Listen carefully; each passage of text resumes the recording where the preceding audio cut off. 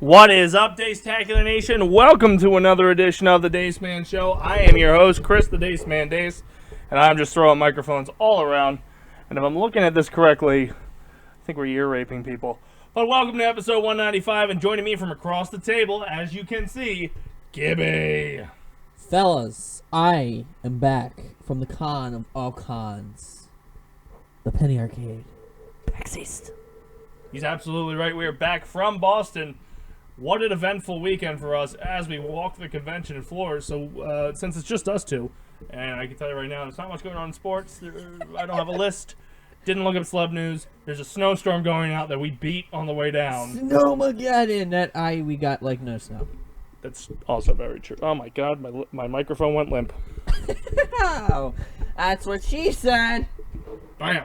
So, this was not my first con, but I know for a fact it was your first con, and we talked a little bit on the video you can find on the dacemanshow.youtube.com.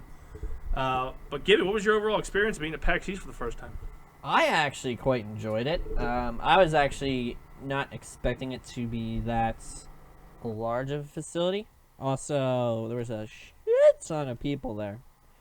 I thought there's a lot of people there Friday night. My god, did they step their game up for fucking Saturday night. But I thoroughly enjoyed it. There was a lot of game developers there. A lot more than, because the only other one I went to was Too Many Games, I believe it was. Yeah. And that was PAX East dwarfed Too Many Games. I was like, holy crap. Yeah, it's definitely an experience to go to something like PAX East or New York Comic Con's one that I've been to, where it's a sea of humanity that flows in. Yeah. It was very nice to have the media passes and the content creator passes, where we just kind of went by and went, nope, not standing in that line, and walk right through the door. Always is, man. Well, the cool thing is we've got like a stack of cards we were actually going through before the show started, so there will be a lot of content coming out of PAX East. We have our two recap videos that went up this past weekend, as well as two game reviews that are going to be coming out this week. Not necessarily PAX East related, but they might be. They might have been there. I have that one that I'm going to probably do this weekend. Mm-hmm. They were at PAX East.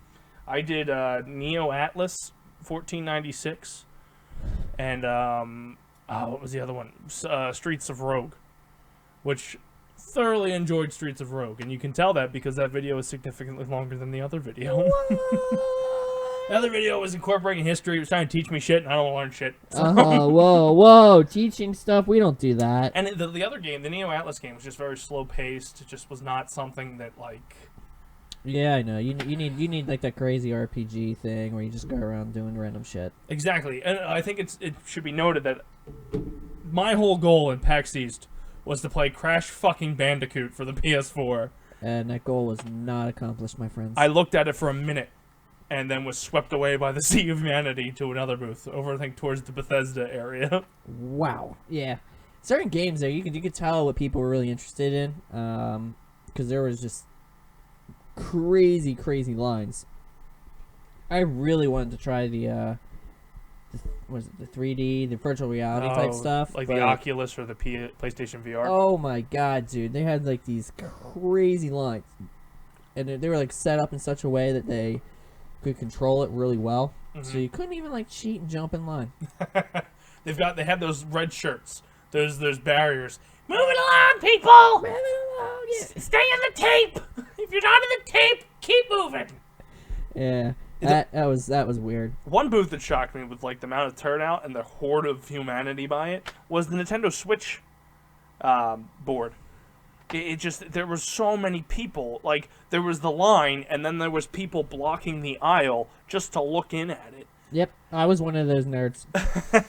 Well, I mean, there's been a lot of heat. Like, I've heard 50-50 when it comes to the. I think Switch.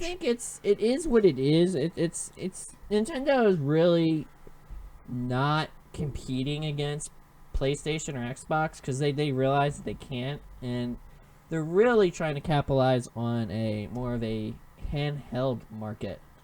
Yeah. So it's kind of interesting how they're, because the Wii U was, I guess, their first attempt at it. I don't think it was that successful of an attempt. But this Switch one, it looks like, I mean, I have a feeling a lot of people think that it's a console, but it's not. I wouldn't consider it a console is the problem. No, it's exactly what you kind of alluded to. It's what the Yeah. Wii U should have been, Yeah. and it will eventually make the Nintendo 3DS obsolete because it's taking both worlds. Mm-hmm. It's giving you that at-home availability and then on the road. Because the problem with the Wii U is you still needed to be inside the house where the system was. Yeah, it was rushed to get it out on the market. and it looks like the Switch is really just trying to utilize the on my own thing, basically. So it's going to be quite interesting. I thought something interesting with the booth that they did is the seating to try the Switch was a fucking airplane. They carved out a cockpit, or carved out the cabin of an airplane, put in seats, and they're like, look, you can play this on the airplane. And I remember walking by going, I don't want to fucking sit in an airplane when I have to be on an airplane. Exactly. I'm not going to take my weekend that was off of my real job to go do this awesome job. I didn't go into that part. I was like on the outskirts of it, and I was watching the gameplay. One of my news segments actually is the Mario Kart 8. Mm-hmm. The trailer came out, but I was actually watching the gameplay probably there for at least 10-15 minutes. I actually really enjoyed it because they were actually playing the battle mode. Yeah. At PAX, I love and battle mode. it's a lot different than because the Wii U one you were on a fucking stupid racetrack for some reason. Mm-hmm. Whereas this one, it literally they were only playing on one map, unfortunately. Or at least when I was there, it literally looked like a city. Did it go back to the 64 way where there was like 3 balloons? Yeah, you had 3 balloons on top, which it was like the Wii U had the same concept, but you put it in a racetrack. This one is literally like your 3 balloons. One thing which I did think was kind of weird, it looked like it might have been just unlucky for the person we were watching, but it looked like almost everything was skill shots. So you didn't really look like you had many, like the red shells and things like that. So, but it really looked like the battlefield was like a city. So if you think of a city, it's a big grid. Okay. Well, that's what the arenas were in the 64 version. Yeah, sort of, but some of them were completely open. So I assume they're probably going to have a mix between. But basically, it was a big grid, and then where the basically 2 streets intersect, they would put one of those. It looked exactly like the Wii U ones, that little glow-incandescent thingy that you run through, and then you get your item. Okay. So I actually thought it was quite interesting, and I think people are just driving around and shooting people, which is always fun. Ruining people's days. Yes, exactly. But it's one of those great ones. I actually really enjoyed watching it. I would have loved to play it, but that line was, I'd probably still be waiting in line. I mean, another interesting thing about PAX East was the tabletop games. Holy hell, did they have an area cut out for that? I'm thinking, I don't know if it's me or it's tabletops must be getting really big or something, because they're getting ready to open the PAX East in Philly that's just for tabletops. Now, I would say that the one in Philly is not as large as the convention center in Boston, no, but it's almost pretty comparable. I would say it's slightly, maybe like 10% smaller. Give it a few years, it might take off to be the same as Boston. Well, no, I'm saying like square footage wise, okay. like 10% smaller or something. Now, if they literally have this convention and it's jam packed like that with tabletop games, my mind is going to be blown. I'd be interested. I actually picked up one that was the guy pitched it to me perfectly because I'm not a tabletop game guy, but I am a drinker, and he goes, do you know what D&D is? And I go, yeah, I know of it. I've seen the movie, the terrible movie, but I've seen the movie. And he goes, do you like to drink? And I went, absolutely. You've hooked me. It's drunk D&D, where the cards specifically tell you that, like, oh, you've slayed a dragon. Drink your beer. Like, damn, son. We actually got an autograph by the guy, too, which was pretty cool. I like it.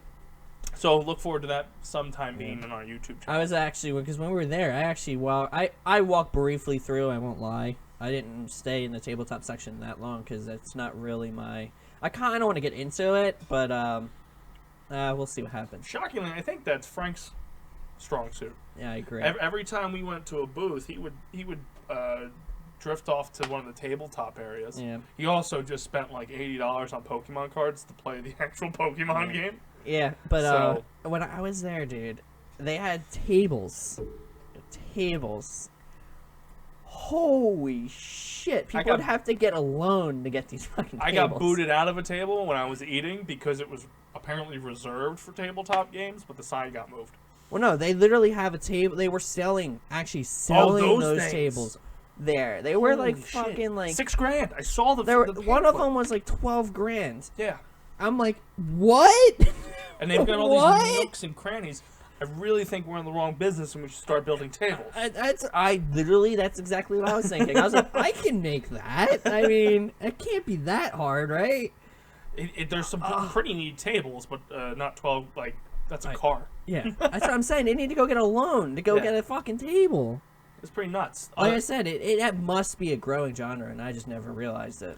It feels like a resurgence because even at Too Many Games, the first year I went to that, it was mainly just vendors. Really, it was just like let's sell some retro games and some independent games peppered throughout.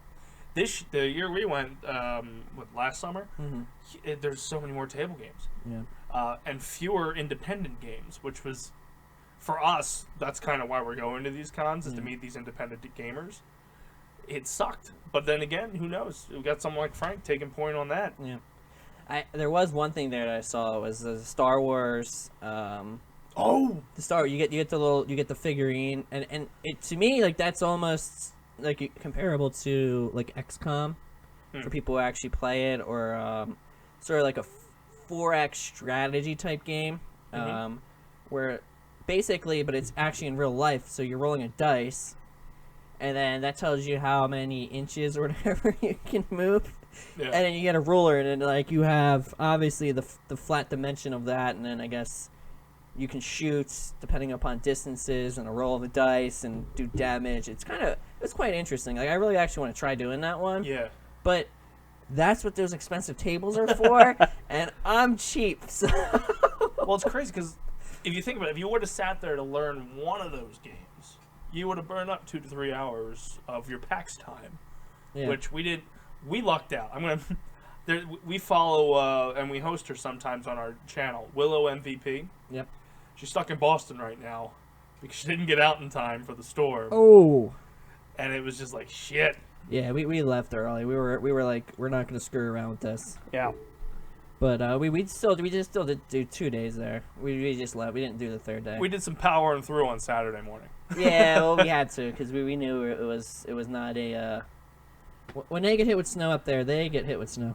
Yeah, and I had my Challenger that would just been like, yeah, we were in like we're. You're stuck living here. in Boston this week. Yep. Go check out the Avon facility. Exactly. But PAX East, I think, very successful. I had a lot of fun in some of the booths that we played. There was one mobile game we were playing where you were a bird. This hit home for you. Oh. Where you were flying around, grabbing up deer, mountain goats, and dropping it off to your God, what was it? Like your baby, your hatchlings. Yep. But apparently you can't pick up skunks, guys. No. Apparently they're bad for you. And then all of a sudden crows come out of nowhere and start smacking the shit out of you. As a reviewer who's terrible at it, this is definitely a toilet game. And by that I mean, when you're taking a dump, this is a game where you want to just sit there and keep playing it. Exactly. That's why I got into some of the games I have on my mobile device. I call them shitter games. Exactly. But they're not bad games. They're phenomenal games. They're just, they keep I actually played a couple iOS games. I'm not the biggest into them, but yeah, there was a couple decent ones out there.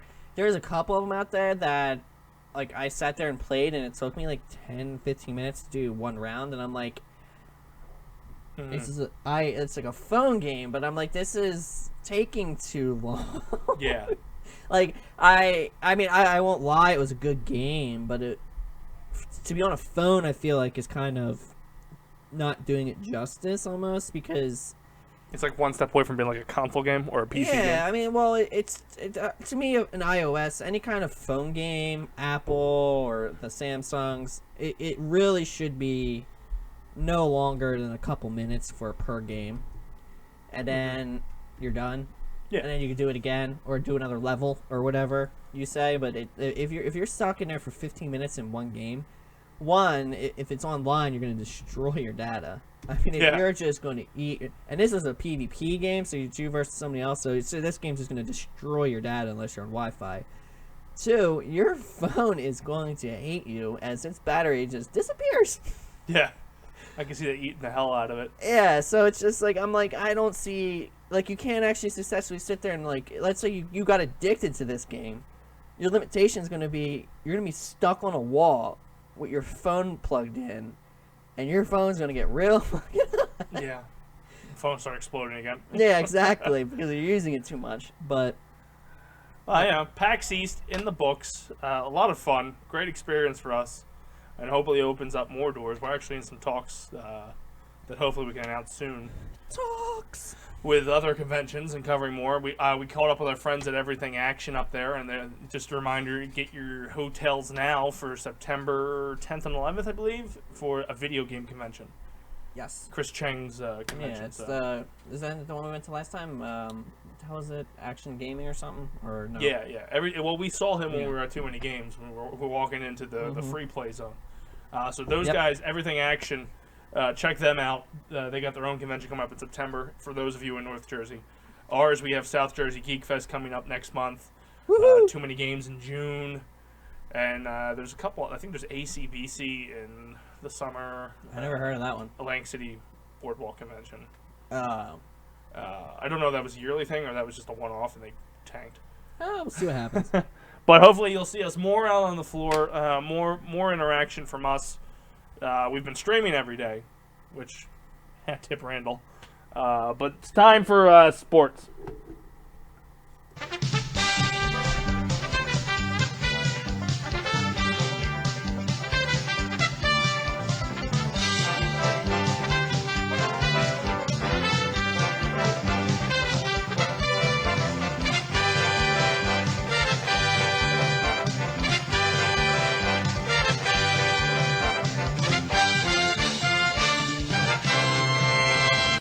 Sports, you follow sports? Well, as you know, NFL is done for the year. We say this every week after the fact that the Super Bowl is done. No. Yeah, I know. Well, you know, as a guy who doesn't really know anything about sports, I can't really tell you what my expertise is when it comes to life. But football is definitely not one of them. Looking at some of the news here, we got wide receiver Harvin. Percy Harvin, yep. He is retiring for good this time. Yeah, I'll believe it when I see it. Just saying. Other news, let's take a look, because thank you, courtesy of ESPN.com. How come I'm seeing something about Eddie Lacy? Did he actually get signed to the Seahawks? He's eyeing a 240s after deal. Okay. Running back Eddie Lacy agrees to deal to join the Seahawks. There it is. Eddie Lacy has agreed to a one-year deal with the Seattle Seahawks, who are okay with the hefty running back playing a slightly higher weight than he did with the Green Bay Packers. That makes sense because they want a downhill runner. That makes perfect sense. The Green Bay does not. They want more of a edge runner. Mm-hmm. So that makes sense to me. What actually is interesting, if he went there, that means Adrian Peterson's value is slowly going up. The longer he's on the market. The longer he's on the market and good running backs like Lacy get taken up, it's gonna... Well, it was a decent conversation we had in the bar up in Pat's country. Oh, God, yeah. AP going to the Patriots. Oh, God. You think it's going to happen? You think he would sacrifice a little bit of money to get a possible Super Bowl? If I was him, I would. I would, too. Because he deserves a Super Bowl. He gets a Super Bowl win, and it just that pretty much locks him up for sure to be in the Hall of Fame. Mm. I mean, that's pretty much like the one thing he was missing. I mean, that was almost like Peyton Manning's Achilles heel until he won it to his fucking last go hoorah. So I think it's going to be quite interesting. I think he would be interested in taking less money. I don't know if he's going to go down enough to where the Pats would accept it, though. It is my only issue. He won't go low enough for the Pats to go, okay, you're worth it. That's what I'm thinking. But we'll see what happens. I mean, I guess it could go either way, but to me, he's still going to want money, but I don't know if he's going to go as low as the Pats are probably going to want to pay. Because like I said up there, the Pats pretty much only spend money on one position. Well, I guess two positions, and it's Gronk because it's Gronk. And quarterback Brady. The rest of the people on that team, interchangeable. They go through them left and right. I mean, they've had a ton of running backs go in and out of that lineup, and they don't care. They're still a freaking Super Bowl team, pretty much.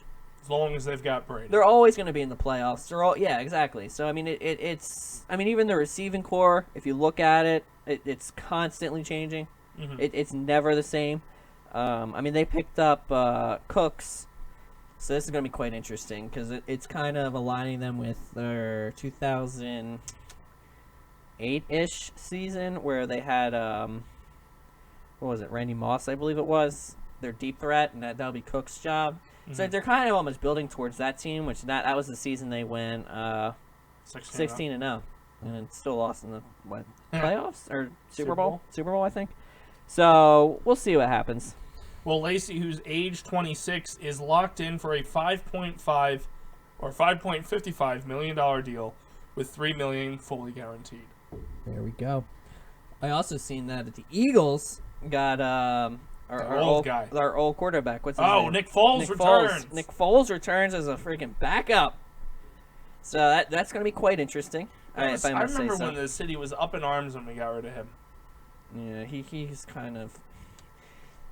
Has he downgraded since then? Yeah, well, he even when he was with the Eagles, his biggest problem was turning the ball over. Mm-hmm.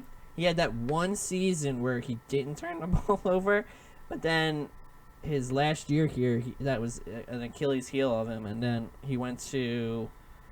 Oh, God, I don't even remember where he went to, but he didn't even do well at all there because he had the same issues. I thought he ended up with Andy Reid. I don't know. No, Alex Smith was there. Okay. I want to. I can't remember where he went to. But yeah, he unfortunately had the Achilles heel again, where he kept throwing interceptions. Ugh. For some reason, I want to say the Texans, but I don't know if that's right. Well, I've got all the free agency news up on my screen right now. Yeah.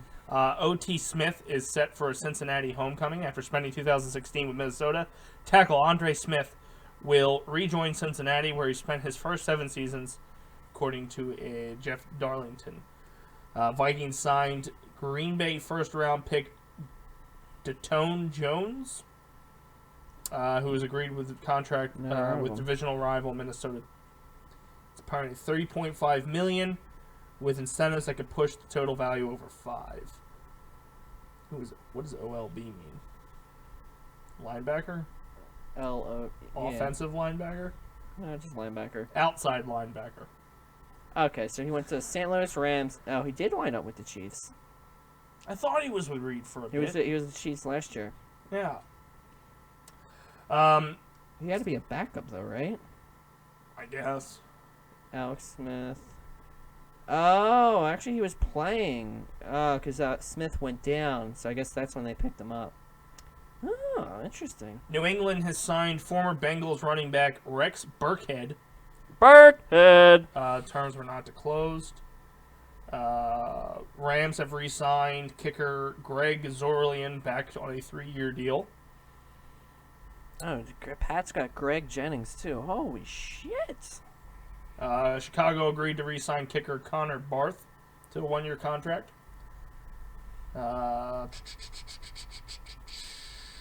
Any other good ones here? What about is Romo? Has anyone any talk with Romo yet? I don't see anything on here. The Oakland has agreed to terms on the contract with former Minnesota wide receiver kicker return Cordell Patterson. That could be misread if it came across that here. They say Peterson? Is that Peterson? Defensive running back. The Arizona Cardinals re-signed Andre Ellington to a 1-year deal. Wide receiver Anquan Bolden. Yep. Will be playing a 15th season in the NFL. Wow. Well, he wants to. Oh, wants to. Yeah. He's 36. He's one of the most prolific receivers in NFL history. So there's that. Mm-hmm. The Jaguars cut veteran Roy Miller. Nose tackle. That's a position. I believe it's the guy that's. I think it's a nickel formation. That he's kind of in the middle and just charges through. Former Tennessee receiver Kendall Wright has agreed to terms on a 1-year deal with the Chicago Bears. $4 million. Jesus Christ. Ryan Griffin, tight end, has just signed a 3-year deal to remain with the Texans. Tight end Lance Kendricks will join Martellus Bennett in Green Bay. Oh, what the fuck? It says Tony Romo's still on the Cowboys roster. They went to cut him, but they didn't. They're trying to trade him. Yeah. Wow. Yeah, they're trying to get something for him. Well, that hurts him massively. Yeah. Because if they don't cut him if they don't have him traded and or cut by the draft, which is, oh my god, coming soon. It's in Philly. Up my entire it's in Philly. Work. I hate you. If that doesn't happen soon, the teams that would probably be interested in him may just take a shot at a quarterback at the draft instead. That might be interesting. Or unless they think that they can trade Romo for picks. Interesting. After 1 year, RG3 is out of Cleveland. He'll be a free agent again. He ain't getting anywhere. Philadelphia has agreed to a 3-year deal with offensive lineman Steven Winzowski. I don't know. I don't know that much about the lineman. Just looking. I'm going back to last Tuesday, even though we didn't really cover this last Tuesday. Nope. Nope, nothing good, nothing good. Nothing good. Nothing good. Guys, nothing good. Oh, Browns get quarterback Brock Osweiler. Probably dirt cheap. And 2018 second-round pick from Texans. Texans are trading quarterback Brock to the Browns, a move that will take his $16 million guaranteed salary off of Houston's books. Wow. Cleveland will also receive the Texans' 2018 second-round pick and a 2017 sixth-round pick. Wow. 188 overall. Houston will get a 2017 fourth-round pick, number 142, and save $10 million in salary cap space and $16 million in cash this season. That seems interesting. He was pretty much one of the quintessential flops after a good season with the Broncos. You were telling me about that. Yeah, with Peyton. So they're taking a chance on him. I mean, see, the thing was he kind of got held up just like Peyton did because they had a good defense. And he didn't turn the ball over, which is sort of how that team played. I mean, he could get enough first down. So he played better than Peyton, but, really the heart and soul of that team when they won the Super Bowl was the defense and special teams. So, more Eagles news. The former Bears wide receiver Alshon Jeffrey. Oh, yeah, I seen that. 1 year, $14 million contract with the Eagles. Now, that one... I don't know. I like it, yet I don't like it. It's a lot of money for a wide receiver. I understand he's good, but he's old. It's true. That's my only issue. he gets hurt, and then you See, a lot of this we watched in a bar at PAX East. Yeah. Because the other story I remember talking about is quarterback Jay Cutler. Cut from the Bears. The Bears. Just released him, ending an 8-year tenure with the organization. They realize unlike Romo's stance, they realize they're not getting shit for him because he sucks. Quarterback Kirk Cousins was recently appealed to Washington's Redskins owner Dan Snyder, asking for a trade without a long-term contract in place. League and team sources told ESPN as of last Thursday. What team was he on? He's on the Redskins. Kirk Cousins. He wants to be traded. Yep. If they don't offer it, but they just franchised him. They franchised him again, which I thought was kind of weird. I think he wants out because they just fired their GM. Mm-hmm. I think the Redskins, unfortunately, they have been rebuilding, but they just, I don't know what the hell is happening with their management staff. It seems to be collapsing for some reason. Like, literally is collapsing. Because, like I said, they fired their GM. And a lot of their good players are leaving. They lost Deshaun. They're losing a lot of Pierre their weapons. Garçon got traded. Garçon. I don't think they have any. Or actually, he left because Yeah. they were free agents. I don't think they have any wide receivers left. I mean, they're not. They're. I don't understand what they're doing. They could have traded these people. They're not. They were good players. Oh God, Pierre Garçon, he got me into fantasy playoffs alone. Because Yeah. all my wide receivers started taking a dump. Yeah, like I don't understand what happened. Like that team just imploded on itself. So I can see him just not just saying no to all the deals, and that's why they just keep franchise tagging him. But I don't think they can do it again after this year. And then I think he just wants out. I mean, he's actually a good quarterback. Well, a decent quarterback. I wouldn't say good. He hasn't, but it's hard to say whether or not he's a good quarterback or not because the team hasn't been really helping him that much. But he's been putting up good numbers considering the facts. Yeah. The question is if he goes into another team, one like the Patriots or something, can he replicate what he's been doing, or goes in the Green Bay or Indy or whatever? I mean, freaking hell, even the Broncos, Denver. Like, can he keep it going, or is it something in that system that's helping him succeed? Yeah. Because that's like what I said with Osweiler. He had the system built around that where he could succeed in, and now it's. We'll see what happens. Wide receiver Torrey Smith has agreed to a 3-year deal with the Philadelphia Eagles. The team announced Thursday the contract's a total value of $15 million, according to sources at ESPN's Adam Schefter. That was a wide receiver? Yep. Torrey Smith. Remember that name? It sounds familiar, but I don't remember him. How much was it? $15 million is the entire total, so it's 3 years, 15. So $5 million a pop. That's Yeah. fine. As long as he can catch the goddamn ball, I'm fine with it. Well, they got rid of the other guy.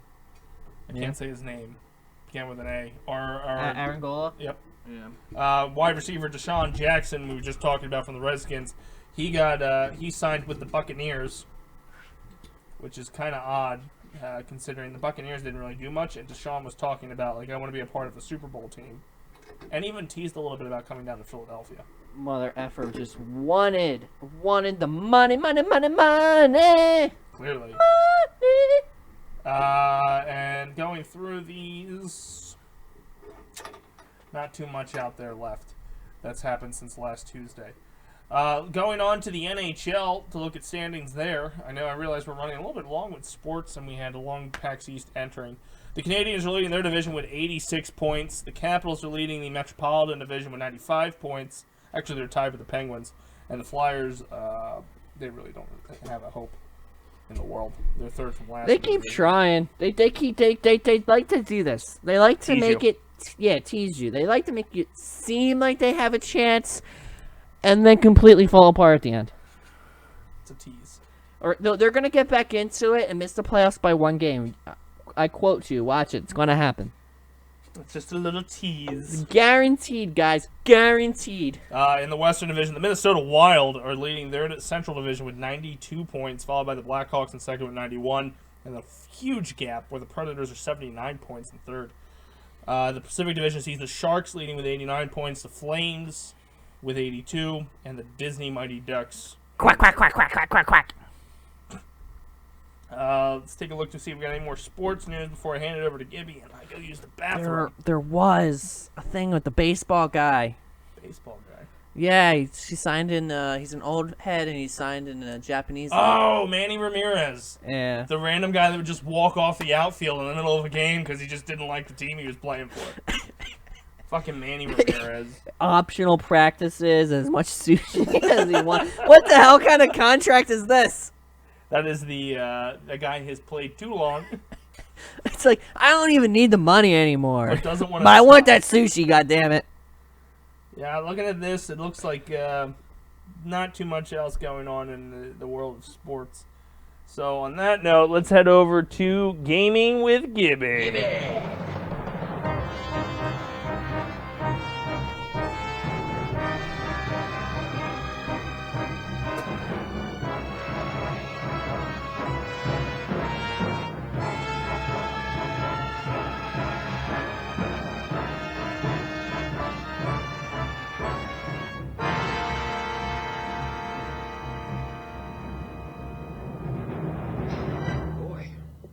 Escalated quickly.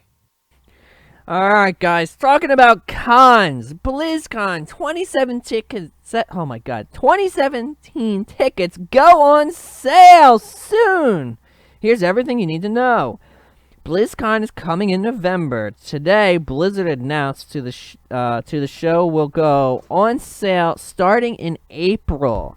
The first batch of tickets will become available on April 5th, 7 p.m. PT, I believe, is Pacific time. Yeah. For or Blizzard. 10 p.m. Eastern. The second batch will be available to buy days later on Saturday, April 8th at 10 a.m. Pacific, 1 p.m. Are we going? Pacific. Is it? Wait, what?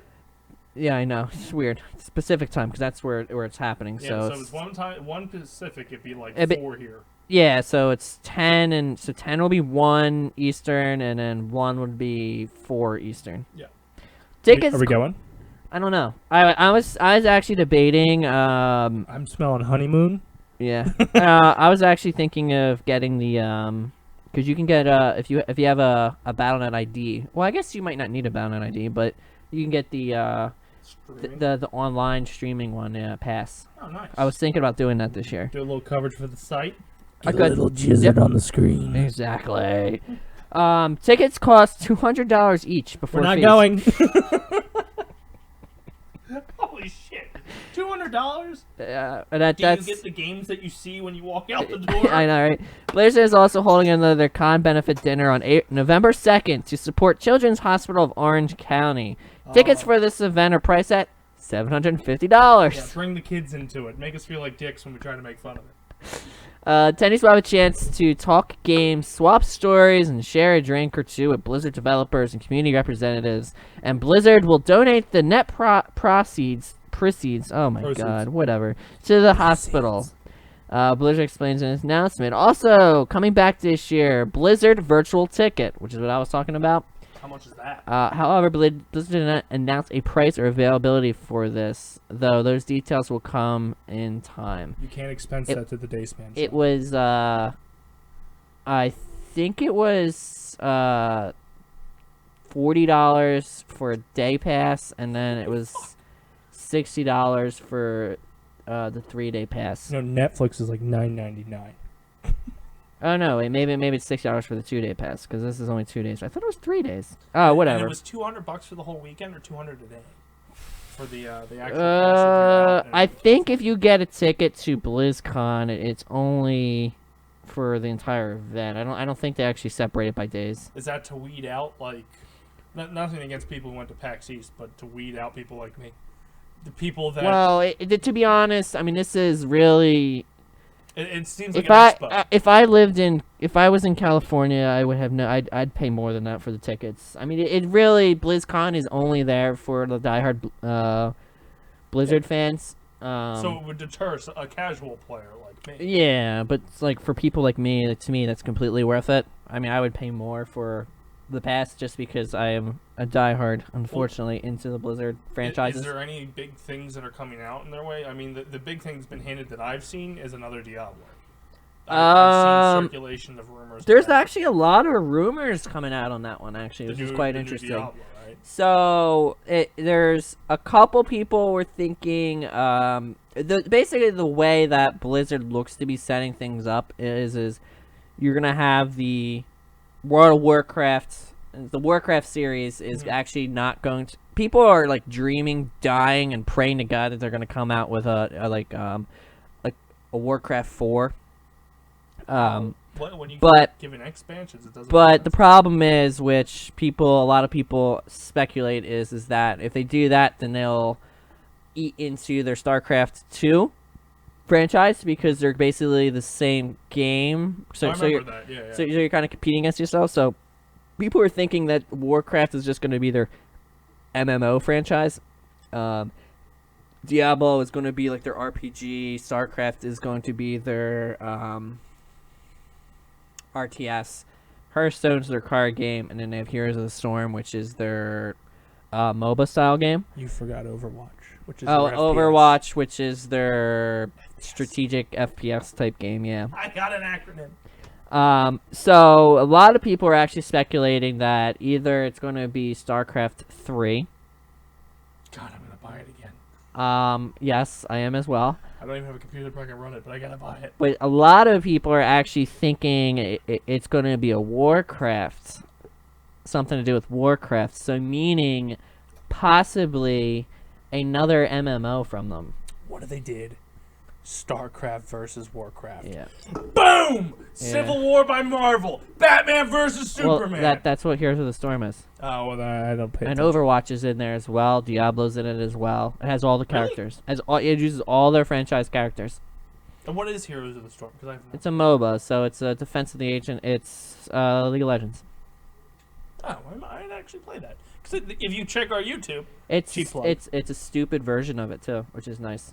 for Yeah. you're saying that I can play it. Yeah, well, it's got a. I mean, don't get me wrong. It's not stupid. It has a high skill cap, but it's more user friendly, so a more casual player like yourself can get into it easier. Because League of Legends, I was butt cheeks. Yeah, because League of Legends and like good games like League of Legends, Dota, Smite, and all them.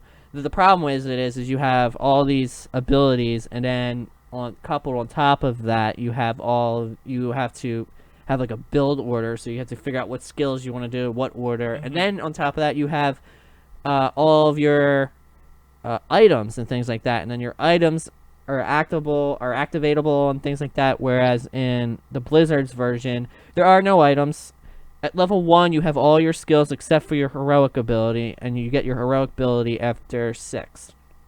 Okay. Or no, I bad. You get it after 10. My And biggest then- beef with League of Legends is I've probably put like maybe 3 years sporadically on that, Yeah. and I have not hit level Well- 30 where you can actually compete with people. Thank you. It took me forever to get 30 on that game, and by the time I got to it, I was just so irritated with it because I would constantly get demolished by people who were level 30. Yeah. And I'm They've like, been playing for- it's an unfair advantage because then they have all the summoner abilities and stuff like that. But it is what it is. But anyway, Anger. yeah. So it's quite interesting. So a lot of people are speculating it's going to be that. Most likely though, what it's going to be is they're probably going to have something for StarCraft for the single player, for the co-ops, obviously, which they've been pushing drastically. They actually just did a rebalance couple months ago for the multiplayer, so I don't think there's anything with that, but they're probably gonna have something with the co-ops. I'm sure they're probably gonna release several new characters and their maps for Heroes of the Storm, several new characters and their maps for Overwatch. And Heroes of the Storm's on PC, right? Only. Yeah, yes. And then I assume if there is any Warcraft news, it's probably just gonna be get another expansion, which kind of sucks. I kind of wish they would just redo the whole franchise with a whole new MMO, because it is kind of dated, but it is also a crazy cash cow.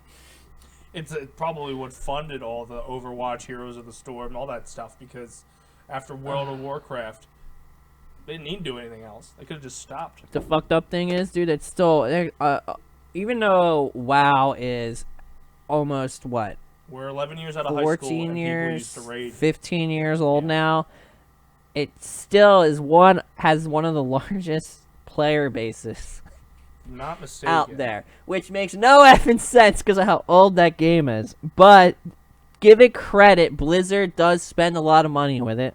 It's Still I in the forget if top it's every 10. other year or every 3 years they come out with an expansion, so they're constantly pushing out new material for it, but You know what's crazy? it's very dated. I'm looking at Twitch, the top games that like most viewers. I guarantee you You've it's got always going to be. Overwatch is Yep. 3rd. Mhm. Hearthstone is 5th. World of Warcraft is 10th. It's like, holy shit, like Blizzard just dominates people watching. Well, Blizzard, the problem is, well, And Heroes of the Storm, it's up there. It's probably like number 30. yeah. But So a lot of that will change though, depending upon if there's events and stuff like that. well, Breath of the Wild, the new Zelda game, Yeah. that's currently 7th on the list. That the lifespan of that, if that stays in the top 10, Yeah, I mean that's gonna eventually die off. I mean, they're pretty much the top ones have always been Hearthstone. yep. Is always usually the top 3. Dota is usually in the top 3. League of Legends is usually League number of 1. Legends is number 1. It's usually always number 1. Counter-Strike is number 2. Counter-Strike's usually always up in the top 5 as well. Counter-Strike CS:GO, right? Yeah, I'll tell you right now. You got League of Legends number 1, Counter-Strike, Overwatch, H1Z1, King of the Hill. Really? All right, That's so number 4. they must have just released something new for that then, because H1Z1 is it's a survival game, but a lot of those survival games go up and down, unfortunately, because a lot of it really comes down to when they push out new content. Trying to keep them up at the top, it's difficult. Hearthstone's 5th, IRL is 6th, Never heard of it. Dota 2 is 7th, Woohoo! The Legend of Zelda Breath of Wind is 8th, Okay, NBA 2K17 is 9th, that must have just came out, but okay. and then World of Warcraft is 10th. All right, By, please, somebody, is anyone's in our chat room, or somebody please tell me why in the effing world anybody in their effing mind would watch somebody play World of Warcraft? probably just chatting. I don't get it. I honestly don't understand that one. There is nothing I'm gonna watch him go around beating NPCs the entire time. I mean, how can you? Well, one game that's on this top 20 list is Horizon Zero Dawn for PS4. A game that I knew relatively nothing about. Okay. Didn't even know it was releasing. Mm-hmm. Just recently came out, and everyone I've talked to who's played it says it's phenomenal. Phenomenal. I can't tell if it's a game that I would like. Really, I just wait for you or my buddy down at GameStop to say, "Yep, this is in your ballpark." Yeah. But it does look somewhat interesting. It to me, it reminds me like a. I have to look at it. I can tell you because I know what you like. It's very specific. Yes. It was what you like. It's if it has any kind of requires brain cells, Chris is not gonna. You're not gonna like it. It's got to be Crash Bandicoot. It's got to be simple. It's got to be in most cases fast played, and you have to have save points. Yes. If you die and you're dead, he'll walk away. Yes. Horizon Zero Dawn is an action role-playing video game developed by Guerrilla Games. Guerrilla and Games. Published by Sony Interactive, only for the PS4. The game was released earlier. Guerrilla Games. I thought they're like a small indie firm, aren't they? Yeah, it was released last month. Huh. Guerrilla Games. What have they done? I don't know. That's a good question. Looking at some of their video, they've only got a few. They've done. Oh, they did Killzone. They do the Killzone franchise. Oh, I didn't know that. They started with Shell Shock Nam 67 in 2004 for Windows, PlayStation 2, and Xbox, followed by the Killzone franchise, Killzone Liberation, Killzone 2, Killzone 3, Killzone Shadowfall in 2013. This is their first game since 2013. Damn. All right. Well, I guess Killzone isn't doing that well. And their second game on PS4. I actually did not like. I personally didn't like Killzone. But I don't like games like that. It's my problem. They're very story driven, and that is not me. That is a Dace game. Yeah, and Bompadre actually gave it 2 thumbs up. Him and I have kind of similar tastes. Yeah. Because I like things like Fallout 4. And, yeah, open world, has a lot of save points. Yep, autosave. And it is story based in most cases, but you don't have to follow the story. Exactly. So yeah, like I said, I know what Dace likes, and I know what I like, and that's Blizzard, guys. Jizzard. On to more Blizzard news. Jizzard. The company has more accolades. The company Accolades. has been named to Fortune's magazine's 100 best companies to work for. Really? For 2017, coming in at number 66. So, well, they're the back half of that fucking list. It's still, dude. It's Granted, still. our company's not on there. Our company's probably top 100 we don't want to work for. Probably no. It's probably literally the last. But yes. I don't even know. We don't even know what our company's considered. We're like 4 companies balled into one. I don't even know what our company's name is anymore. I just go with it. Activision pointed out that the company's 3rd straight year of making the cut. The company improved its position. It was 77th last year. So it's definitely going in the right direction.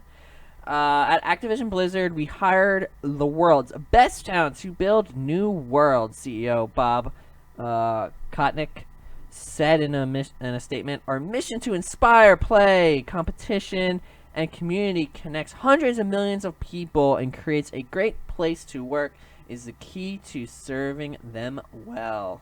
You know, with most of the companies that make that list, they're like tech firms, or they're like So Google's I'll number tell one. you right now, the companies that are always going to be on that list, and it's 100% true all the time, are companies that you want to work for, are companies that are growing.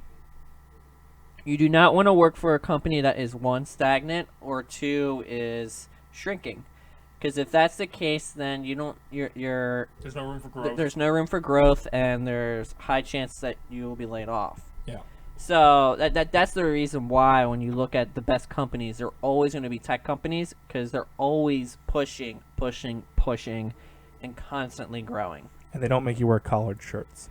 Correct. And a lot of them, to be honest, And they're okay. they have like open hours, have craft beers in the fridge, but don't get me wrong, it's not like these people are lazy or anything. I mean, they probably put in way more hours than probably we do, but They also just enjoy what they do. Yeah, it's also it's a different environment. Like if they want to just get up and go play a game of freaking ping pong or something, they can get up and go play a game of ping pong and then go back and start working again. They can get like actual like breaks. Like I wish we could get something like that, like where you could just get up, blow some steam off, and then go back and just almost like a recharge, a reset button. It makes you more receptive than when you have to work more hours than you have to. Whereas instead of bitter. Yeah, where if you're like me and you're sitting in a cube all day and just banging your head against the keyboard, it's just that's not a good time. No.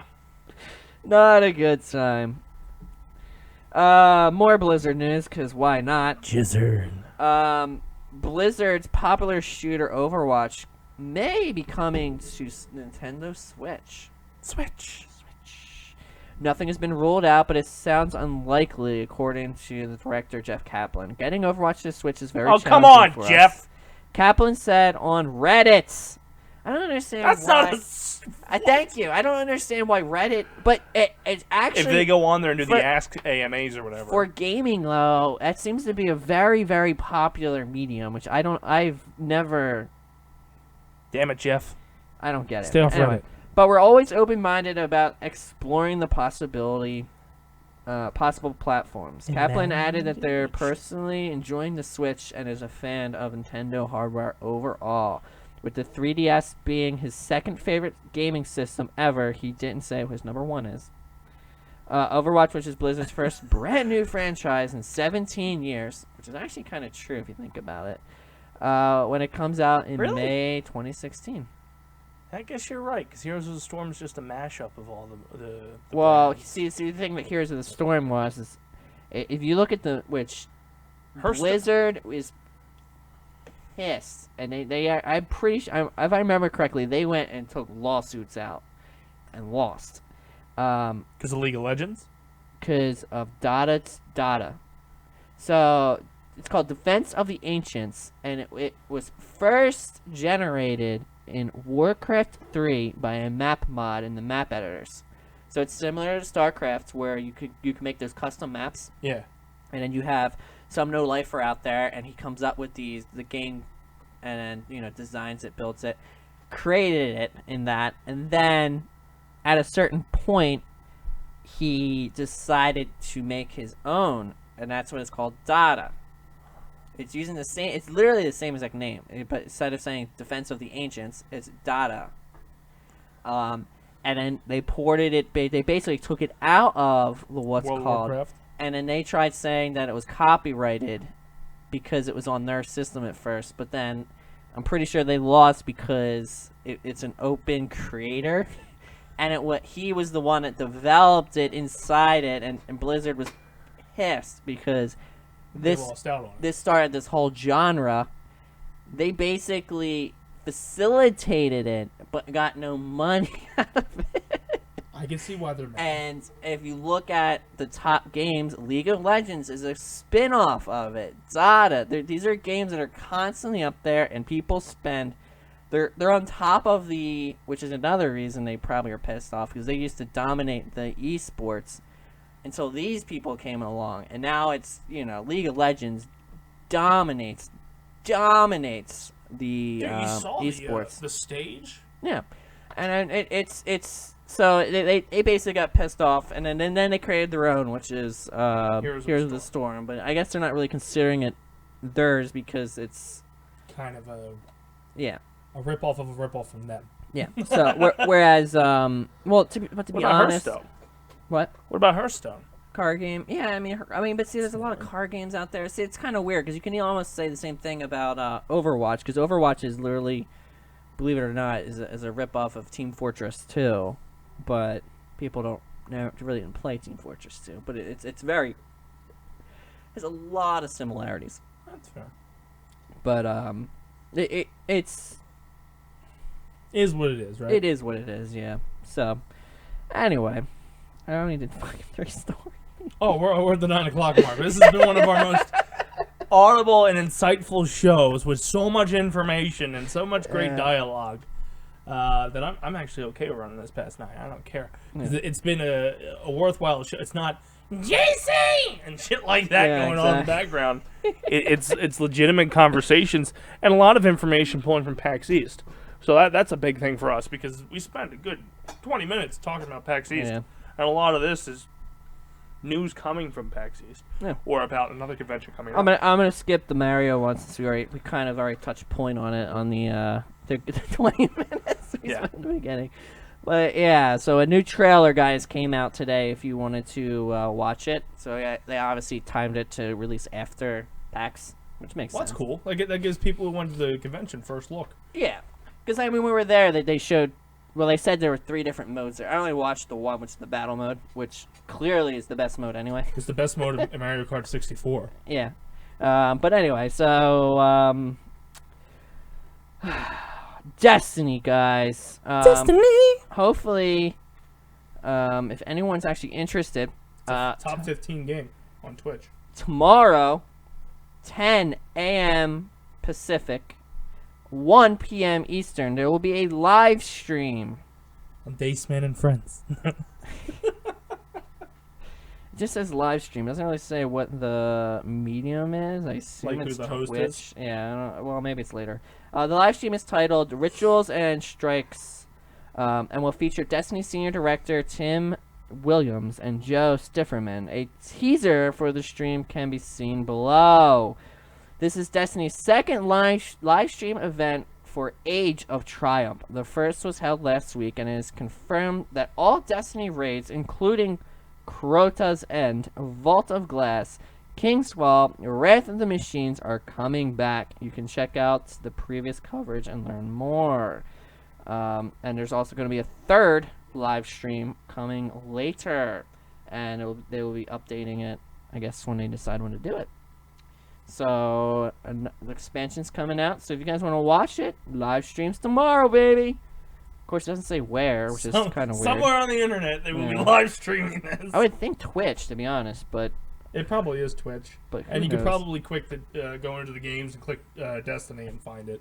Yeah. Which that's a game I started playing because that was like one of the first games that came with my system. I really want to try it. I've never actually tried it, but it's It's a decent game. It was very repetitive at first, but then all the expansion packs that came up, I've been hearing phenomenal reviews about. Yeah, from what I heard, when the first one came out, but it really just kind of built on to, we're gonna release a shit ton more content, so please buy our expansions. Yeah, which sucks as the guy that bought the first disc. Oh, yeah. I don't know if this is in your news stories. Go ahead. Or how old this news is, but Battlefront 2, Star Wars Battlefront. This is what triggered my memory. They're delaying it to build in a campaign mode based on the backlash from the first game. Thank you. I mean, I can't even believe they were even going to consider releasing without a campaign mode, to be honest. Apparently all the backlash they got for what they did. That they game was not worth not even $80. I spent a fortune on that game, and I'm like, this is not a game. This is like 1/10 of a game. There's no single player. Their single player was that survival thing, which is was awful. Horrible. There was no, which irritated the fuck out of me, no Galactic Conquest. Like, you can actually do something decent with that using the internet. Yeah. You can have every hour, you could almost be turn-based. Like, every 2 hours, you would have people pick what side they want to fight on. They're stuck on that side until the conquest is over, or the you know what I mean? Yeah. And they just, somebody out there chooses, or maybe it's multiple battles across, and then it's whoever wins the most out of that gets the planet. You know what I mean? Like, you can actually build something decent off of that. And they just completely phoned in, I'm just wanting your money. Here's 4 fucking maps. Have fun.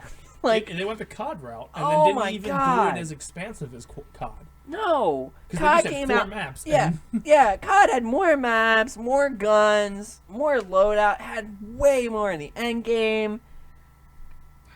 It was. But yeah, they delayed it because they're bringing you a campaign mode. They're going back to the PS2 versions, from what I understand.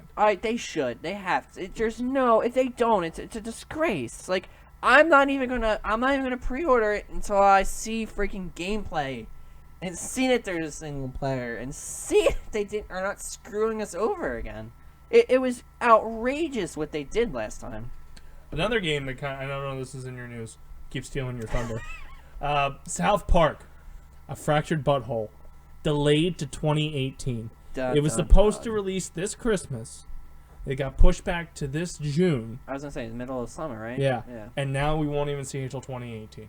Dun dun dun. And a lot of that's just because there was a Stick of the Truth or whatever it was. Did So well. good. Yeah. But it played out just like an episode. Yep. And then that's the reason why it did so well. And I guarantee you this one will be... Shit.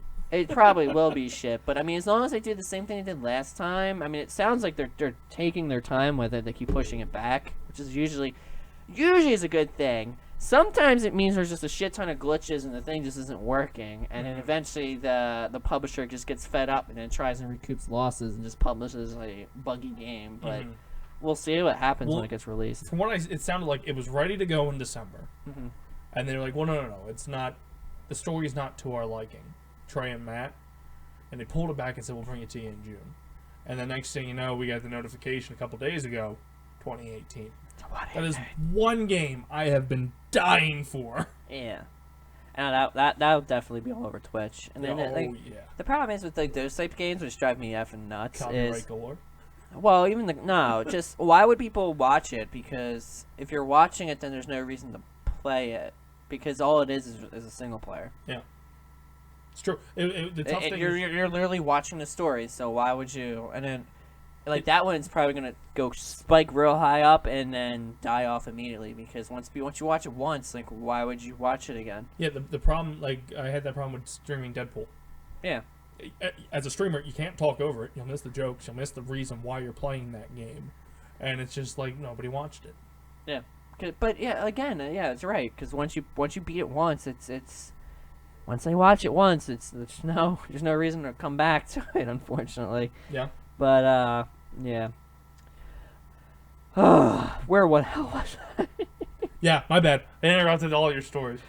The last decade or so has seen Marvel conquer almost every corner of pop culture, but except video games. Paradoxically, the reverse has happened in games. Once a key brand in console and PC gaming, that house of ideas seemingly retreated in recent years. All that while making huge strides in the filming and TV industries. The Marvel brand and its roster of characters like Iron Man, Spider-Man, the Hulk, Thor, and more have never been stronger, but in games, Marvel has a shadow of its former self. That is, of course, until recent months, with Marvel's making several big announcements about upcoming games, signaling its intent to finally get back into AAA gaming. About fucking time. Marvel currently has a Spider-Man title on the way from Insomniac Games, a Guardians of the Galaxy series from Telltale. Yeah. and has a partnership with Square Enix to create more titles, kicking off with an untitled Avengers project. Yeah, oh my god, the teaser for that, it was just Avengers, and I still went, oh my god, I have to have it! It looks like Marvel's embracing the gaming audience again, and we recently spoke with Marvel Games creator director Bill Roseman about the company's recent moves. Fun fact, Insomniac are the guys that brought you Spyro the Dragon. Whoop, whoop, whoop. Bill Roseman, our philosophy going forward is that we're going to match the best characters with the best partners to create the best games at the best time. We are trying to no longer do any transactional deals, and we are trying to avoid adaptations of films, which can be very tricky thing to And they do. like those things do shitty. Just stop and think about that. How he said that. Our philosophy going forward is that we are going to match the best characters with the best partners. That makes sense. The ones they own. To create the best games at the best times. So do not look forward to any mutants or the Fantastic Well, no. Four. Well, I'm saying best games at the best times. They're gonna release them around the same time. That means as Infinity all the War. other so if you're coming up Guardians of the Galaxy, that's gonna release probably It is. in or out around when Guardians of the Galaxy 2 comes. Telltale game's coming out in May. So is the Yeah, movie. so they're just gonna start releasing them. So you cannot kind of have a map blueprint, guys. If you go and look at when they have release dates on their things, like Spider-Man's they're probably coming out with another July. Spider-Man movie. July. So that's probably when Spider-Man game's Yeah. probably gonna get released. You can just tell from that just how he worded that. Basically said that they're gonna. So basically they're gonna do probably. It's actually ingenious on them. They're gonna promote the movie and the game at the same time to save on advertising. Yeah. Because you could just do both of them at the same. Like that's. I think bad news as a gaming fan though, and a Marvel fan. They've already doing it with Marvel versus Capcom Infinite. You're not going to see X-Men. You're not going to see Fantastic Four, and it's because they don't own the movie rights. Fantastic Four is probably gonna come back soon though, because Hopefully, Fox that is, movie sucked. Yeah, Fox is unfortunately. I didn't think the movie was that. I mean, it was bad. It was. Well, because it you wa- made all I those mean, noises. It wasn't that bad, but I can see why it wasn't good enough to recoup their money that No. they spent to make it. But it wasn't bad. But it wasn't Wasn't the Fantastic great. Four? It wasn't great, but it wasn't bad. I thought it was an interesting reboot, but it had issues. Well, my biggest issue with the movie, Miles Teller, who plays Mr. Fantastic, if you watch any movie he's in, he's a smart-ass, quick con guy. Mm-hmm.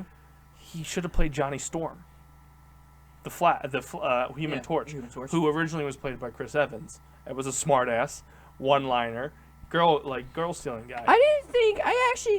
I thought he did okay with that role. To be honest, I didn't think he. I mean, I'll give you that. He didn't excel at it, but I didn't think he did that. He didn't do at it. bad. I particularly the one that I didn't really like was the Thing. I did not. Yeah. I didn't. That just. They should have just brought back Michael Chiklis. Well, I didn't even like how he looked. There's just. I just didn't like that altogether. It was just weird. Bring back Michael Chiklis. The Visible Girl. I forgot how her name was. She was okay in it, but she wasn't that great. wasn't I memorable. mean, to be honest, I think the Mr. Fantastic, whatever the hell his name, I think he was probably the best character out of the four. The Torch was okay. I don't think Doom he was. sucked. I don't think he was Stealing the show. arrogant dick like he should have been. I don't think he was, but I don't think he was.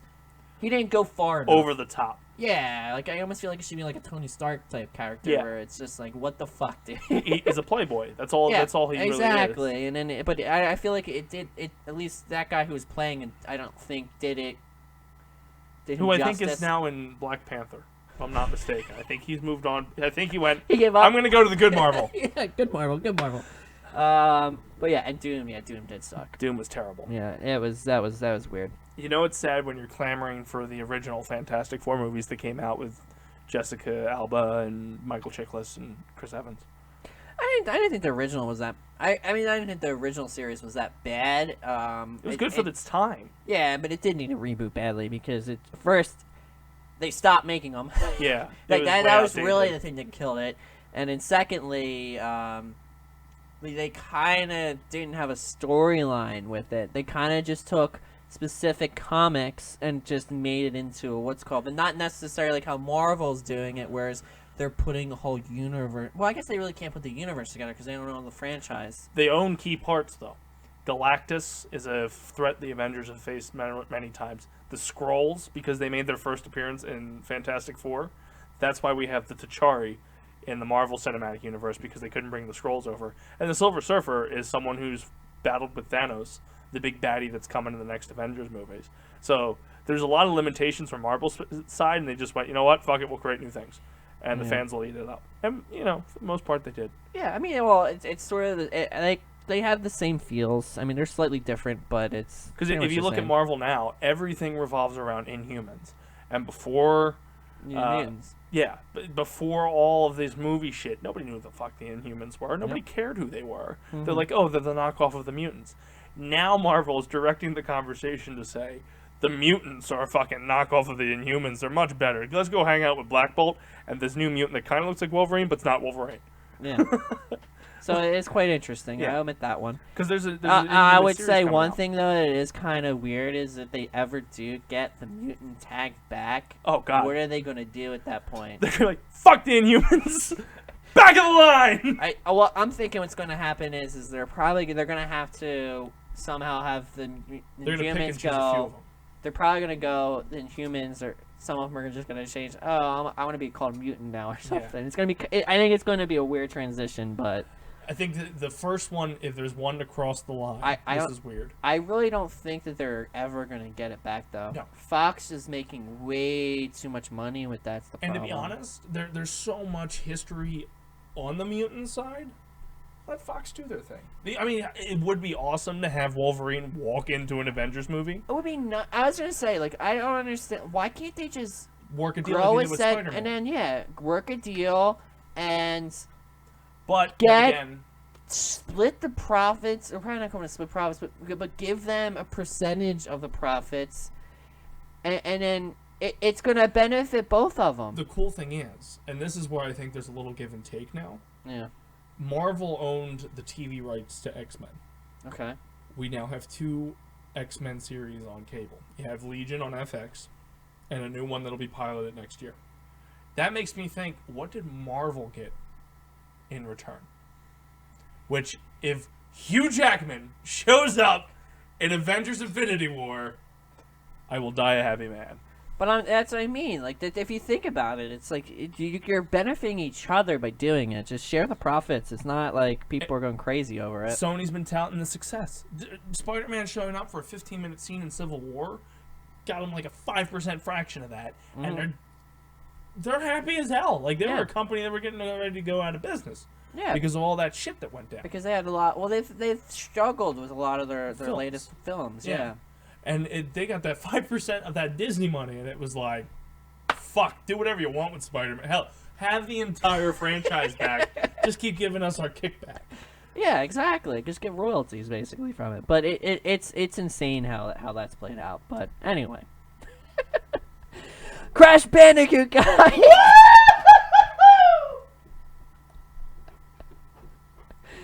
Objects down here.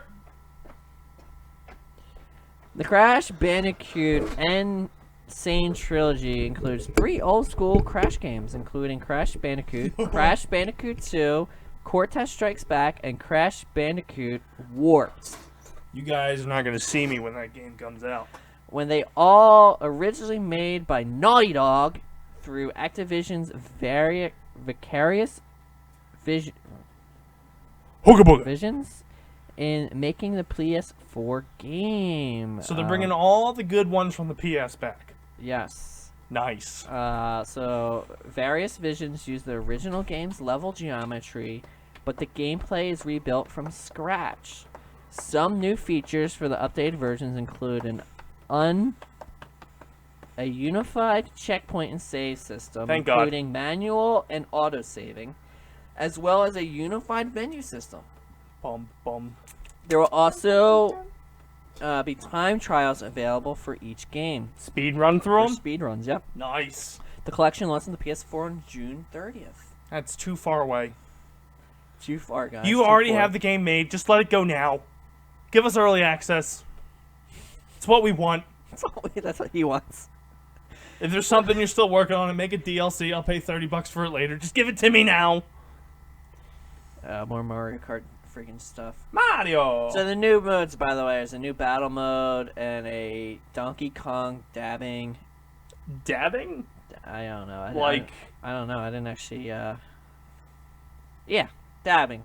You're Oh my dancing, God. man. You're dancing. Oh my god! You're. Oh, it's Donkey terrible. Kong's always the one that dances. Dude, More Donkey Kong. Switch news, guys. Which this is gonna be kind of interesting. During an interview today, Nintendo America President Reggie Phil's Amin strongly suggested that a Super Smash Brothers game will come to the Nintendo Switch. You bastards. You bastards. You know that's all our weak points. Smash is obviously one of our best-selling franchises, he told. If you didn't hook us with Zelda, you knew this would bring the rest in. He said during a Facebook live stream via Go Nintendo. What we say is that the philosophy of Nintendo has from a development standpoint is that every platform we want to have at least one of our classic franchises. You bastards. You bastards. You're just reeling us in. There's going to be one great Super Mario experience. There's going to be one great Zelda experience. Breath of the Wild. Yeah, but that's not out. It's out now. Oh, it is? Okay. That's it's been on our stream for the past 8 days. Yeah, but it's not shown on a Switch, though. No. You can also anticipate at some point in the future, you know, who knows when, that all our franchises will be addressed. We know that fans love these games, love the content, so stay tuned. That's quite interesting. That is quite interesting. The only thing I ask, if you're listening to Nintendo, because I know you are, because they copyright all our shit, Yeah. can you guys please make a port for the GameCube controllers for us older gamers that don't want to use Wii nunchucks or whatever the Switch I don't want to do nunchucks that. are? I always use the classic because I can't do the nunchuck. Because like, how would you do multiplayer if it has to be docked? I don't know. Who knows? And Wi-Fi? Wi-Fi? You've got an 8-man Smash right now. I don't know if you can do an 8-man Smash on a Switch. Well, You can do an 8-man Smash on a Wii U. can the Switch connect to use a data plan? Well, what'll probably happen? Can it use a data plan? It probably does. But there's also, you know, what they're gonna do. They're gonna build a new dock, and they're gonna call it the Smash Brothers dock. Yeah. That has those kind of ports in it. Yeah. I'm gonna copyright that. When we get done, I'm gonna write that in a letter and send it to myself. Yeah. So you when they Yeah. try to make that idea, like Copyright right here on you the heard show. it here first. Yeah. You heard it here first. And my last story for you guys, Guardians of the Galaxy. Voice actors were announced. For the Telltale game. Star-Lord, It's not Chris Pratt. Scott Porter I don't know who that is. from Friday Night Lights, I don't know who that is. Gamora, Emily O'Brien from Middle-earth: Shadow of Mordor, Frank has that game in his room, but it's mine. Rocket is done by Nolan North, The From- voice of Deadpool. Uncharted series. More importantly, the voice of Deadpool. That's fine. Drax is going to be played by Brandon Paul Ellis from Watch Dogs. He's not one of these people. Groot is Adam Harrington, the Wolf Among Us. I played that game. Very good game. Why didn't you just keep Vin Diesel? Like, it's already recorded. I am Groot. I am Groot? That is true. He only says one thing the entire. But he has them different inflections. I guarantee you, Vin Diesel, put it in a contract where he says, anytime you do something new, I get this amount of money. That So is true. he will probably I only wonder go how. out down Yeah, to seriously. movies. 'Cause in the cartoon, they brought in a new voice actor, too. Guys, that is all I have for you today. Well, I think in fairness, that's all we have as a show as whole. Say what? We haven't done anything else. We didn't do a Frank's Corner. It's weird. We stuck within the gaming realm on a gaming streaming channel, and this is the most productive conversations we've ever had. Yeah, I know. Crazy. We even had decent conversations on sports, and I know nothing about sports. So let's go around the horn, and by that I mean I'll shoot it over to you, and then you just shoot it back to me. That's fine. What do you got going on, Gibbles? Please email us at thedacemanshow@gmail.com. We would love to hear from you guys. Please check out our website, dacemanshow.com. Which will hopefully be updated this week. Yeah, with all our new stuff.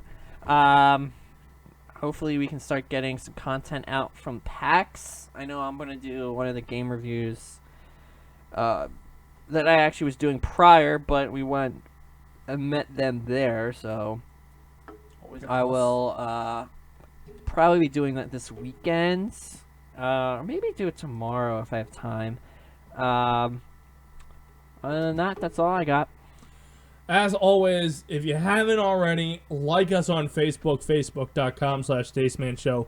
If you haven't gave us a little heart here on Twitch, do so. If you're watching on YouTube, this is twitch.tv/DaceMan and Friends. If you're watching on Twitch, our YouTube is youtube.com/DaceManShow, which literally, and I can't believe we've done this for the past month, has had new content every single day. Damn! Can you believe that? That's a long way for us. I was actually going to start streaming today, but I saw somebody else was streaming. Yours truly played Fallout 4, which the funny thing is, I went on there, the last login was November 6th. I thought your sister was on too. Is she playing as well? She's been playing Zelda. She's actually probably waiting for us to wrap up. Because when I did she play earlier today? Because I thought I thought she was I thought somebody was playing Zelda. That's why I didn't. No, unless we were hosting somebody. Maybe when you were. Because I didn't jump on until 5. Yeah, I was gonna jump on around 12:01. So, we're back. We're streaming we've had Twitch content every day for the past, 2 weeks, ever since Zelda came out. And our YouTube content, we have a series every Monday, Musically Challenged. We're on episode 5 of 12 on that. Fictional Corruption, new episode drops tomorrow at noon. Gibby reads Frozen, I believe. No. Which, by our producer standards, is the best one yet. Producer! So I don't know if he's blowing smoke up my ass, because every week he tells me it's the best one yet, but then again, he can't watch all of them in advance because I'm editing them week by week. Whereas Musically Challenged, everything was shot with him the day of. You get a Franks for Everything episode every Friday. I'm in negotiations with Mr. Michael Burhan over at Nerd Genius, who will be bringing you the daily download every Thursday. Really? Yes, we started talks over the weekend. He wants to get involved with our unit. And, I like it. He will be doing them every Thursday, and if I have my way, I'll be doing them every Tuesday. As well as unboxings for Loot Crate, all that stuff. So YouTube is booming with business. We are kicking ass, taking names, and more importantly, bringing you content every day. Last and but not least, actually there's a couple of things. Go to tpublic.com /user/the Dace Man Show to get all our merchandise, where you can actually buy hoodies of the versions of shirts we have, which I did not know, and I will be doing soon, as well as t-shirts. And lastly, thedacemanshow.com, where everything we just rambled on about is on there. Yeah, thedacemanshow.com. This hoodie is actually not available on the site. Oh, I thought this is what you were talking about. That was a host-exclusive hoodie. But you can get the Dace Man Show hoodies on you can actually get a version of the hoodie. A lightweight, too, which I might actually go get. But that's kind of all we have in the books for this episode. A very long, an hour and a half episode, something we haven't done in a very long time. Hell. How come it seems like every time we do an hour and a half, it's always just me and you? We have good conversations. It's fucking crazy how it's always we have me and you. Great conversations, and it's something that's pretty awesome with us. Stick around. This is episode 195. Episode 200 is coming up in a few weeks. Hopefully doing something big for it.